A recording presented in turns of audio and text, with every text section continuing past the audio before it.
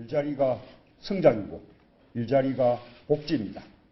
정권 교체를 통해 김대중 노무현 정부에 이어 세 번째 들어설 민주정부는 일자리를 최우선의 과제로 삼는 일자리 정부가 될 것입니다. 공공부문 일자리 81만 개를 만들어낼 수 있습니다. 소방관, 경찰, 교사, 복지공무원 등의 일자리를 늘리겠습니다. 정부의 의지만 있다면 만들 수 있는 꼭 필요한 일자리 당장 만들겠습니다. 적어도 아이가 초등학교에 입학할 때까지 근무 시간을 오전 10시부터 오후 4시까지 임금 감소 없이 단축하고 유연 근무제를 선택할 수 있게 하는 것입니다.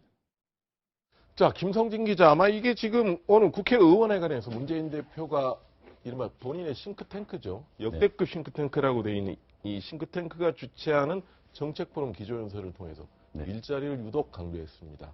아마 지금 이게 이제 본격적인 사실상 대선 공약 발표나 다름없죠, 이게 지금. 네.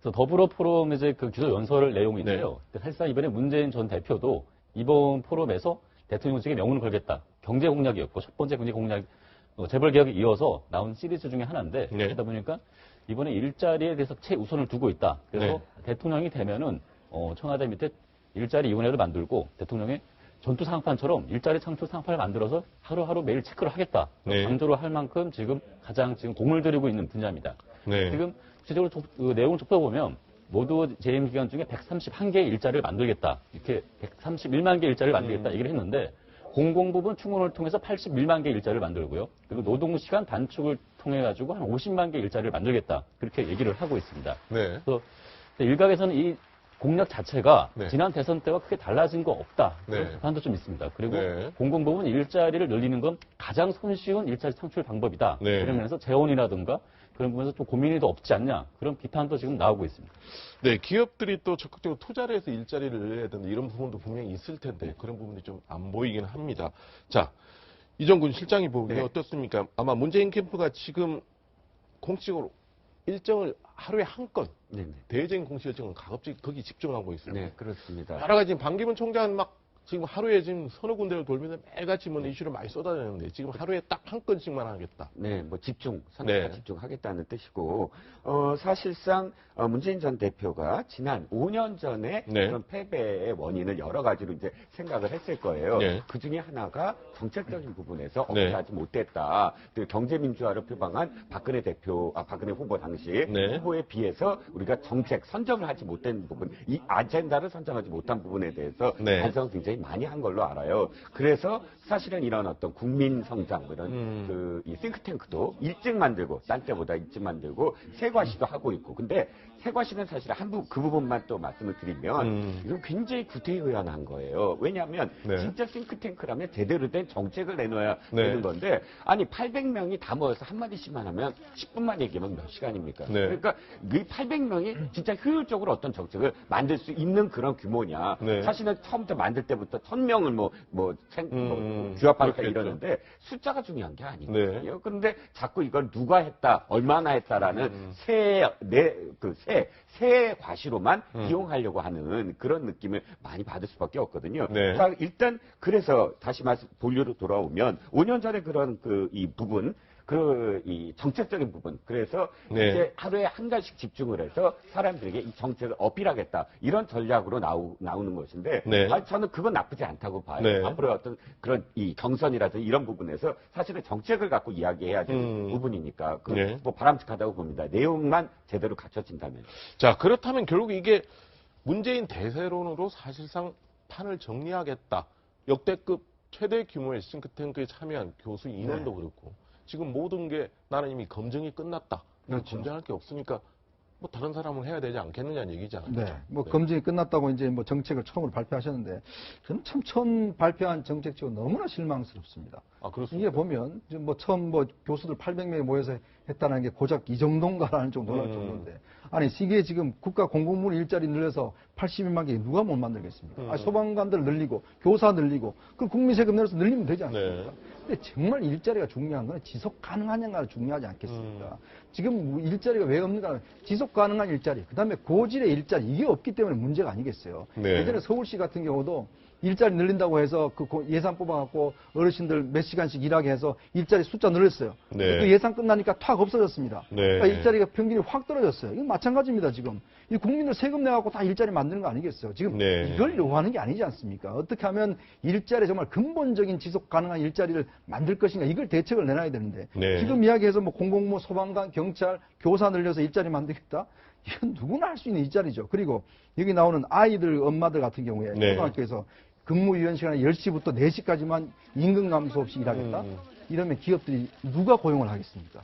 만약에 임금 감소 없이 일을 조금만 일하게 한다면 이거 기업들 입장에서 보면 누가 여자들 고용을 시키겠냐고요. 그러면 당연히 여자들 오히려 고용이 더 떨어집니다. 네. 그러니까 이 정책이라는 게 항상 이면이 있는 거죠. 네. 당장 그 사람들한테는 그 좋을지 모르겠지만 기업 입장에 고용하는 기업 입장에서는 아니 임금도 안 줄이고 시간도 줄이고 그런 또 애 낳으면 그렇게 해야 되는 그런 분들 왜 고용하겠어요? 그러니까 저는 네. 그런 면에서 보면 정말 4년 동안 뭐 하셨는지 모르겠어요. 오늘 참석하신 패널분들이 반기문 총장, 문재인 대표 두 분에 대해서 상당히 신랄한 비판을 많이 하고 있습니다.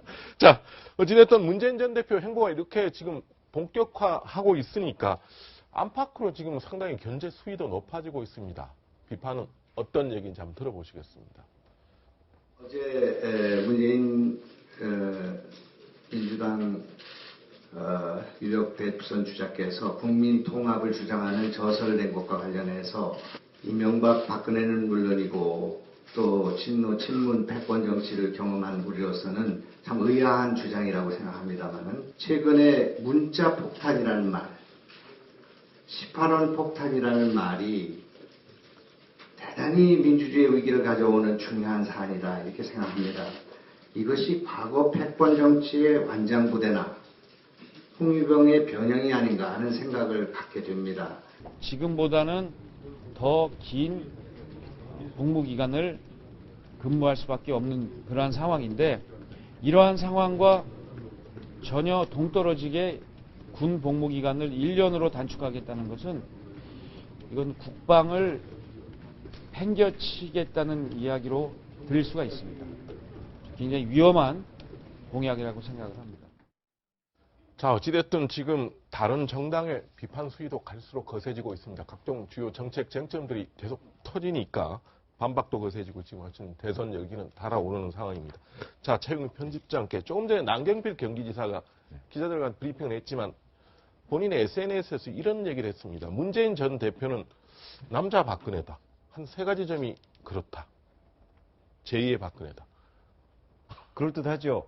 아니, 네, 간단히 한번 설명을 해주시죠. 그게 뭐냐면, 네. 자, 박근혜 대통령은 박정희 대통령의 딸입니다. 네. 그 다음에 문재인 전 대표는 노무현 대통령의 뭐 아들은 아니지만, 네. 사실상 정치적으로 보면 정치적 아들이라고 할 수 있을 정도고, 네. 그 다음에 패권주의라는 측면에서 보면 저건 뭐 많이 거론이 됐습니다만, 친박 패권주의 못지않게 친문 패권주의, 네. 또 뭐 대단히 많이 그동안에 당내외에서 네. 이제 문제가 되고 있었지 않습니까? 거기에다가 이제 또 하나는 저거는 이제 뭐 팩트라기보다는 남경필 지사의 어떤 판단이죠. 예, 본인의 대통령 생각이죠. 될 준비가 안 돼 있다는 점에서 두 사람이 똑같다. 이렇게 네. 해서 이제 문재인 전 대표는 제2의 박근혜다. 이런 프레임을 남경필 지사가 제시한 것입니다.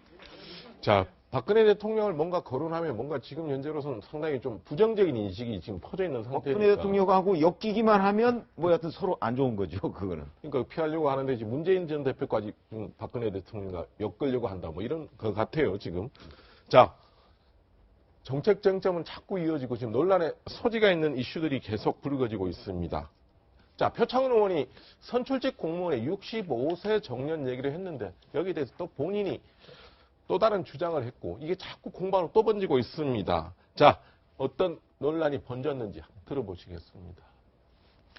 65세 이상 어르신들이 물러나야 나라가 안정된다는 비상식적이고 반헌법적인 발언을 한 의원은 지난 총선에서 문재인 전 대표의 인재 영입 1호로 들어온 인사였으며 문재인 전 대표는 상식과 정의를 통하는 사회를 만들겠다고 말로만 외칠 것이 아니라 본인의 인재 영입 1호 인사부터 대국민 사과를 포함하여 상식과 정의에 맞는 조치를 취해 주시기 바랍니다.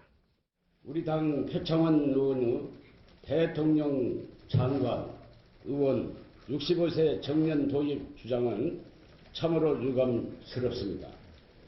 그동안 노인 세대를 대변해온 우리 당의 노력과 가치를 무시하는 발언입니다. 표현이 진심으로 반성하고 성찰하시기 바랍니다. 자, 김성진 기자, 지금 같은 표창원 의원도 지금 민주당 의원이고 지금 송영섭 의원도 민주당 의원입니다. 이게 공개적으로 같은 당 소속 의원을 저렇게 공개적으로 반성하라 이렇게 얘기하는 적도 있습니까? 이게 좀 드물긴 하지 않나요? 네, 드물긴 하지만 가장 민주당의 아픈 부분이기 때문에 합니다. 지금 뭐 예전에도 동동영 전 후보가 나왔을 때도 노인 평화 발언으로 한번 뒤집어진 적이 있지 않습니까? 예, 2004년도. 지금 민주당이 늘 주장하는 부분이 지금 세대 구성에서 지금 기울어진 운동장이다 얘기를 많이 하고 있습니다. 구성에서 지금 50대보다 50대, 60대의 그런 유권자층이 많기 때문에 전통적인 그 보수층, 새누리당 지지층이 많다는 인식을 갖고 있고요.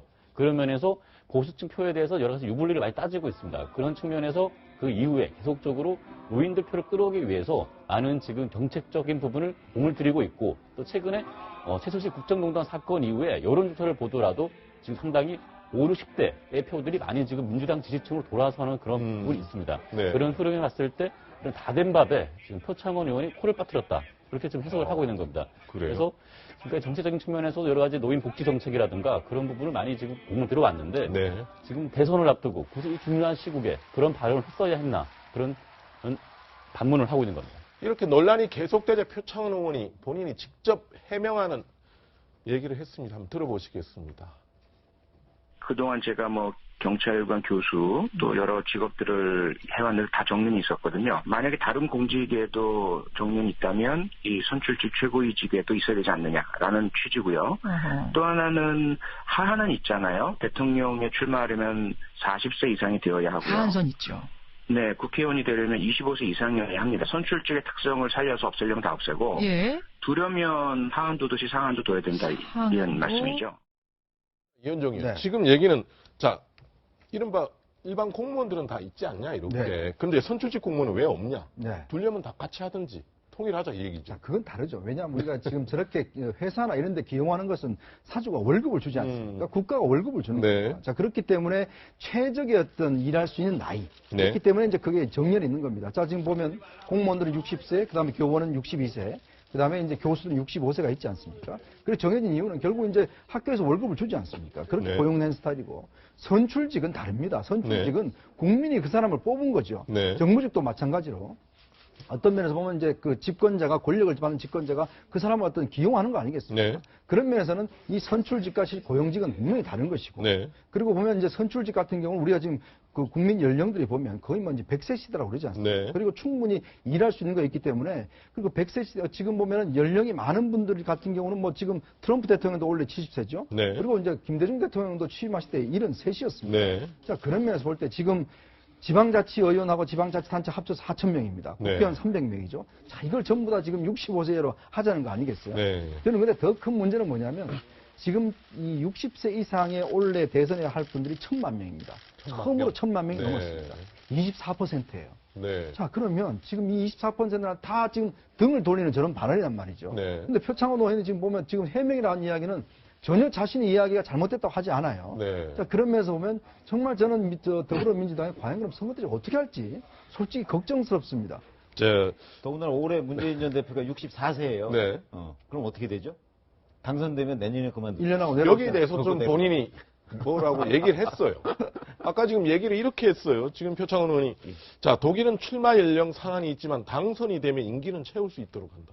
예, 그래서 그러니까 이제 문재인 대표는 끝까지 할 수 있다. 그러니까 대통령이 만약에 된다면 끝까지 할 수 있다. 이런 65세 적용을 안 받는다 이거죠.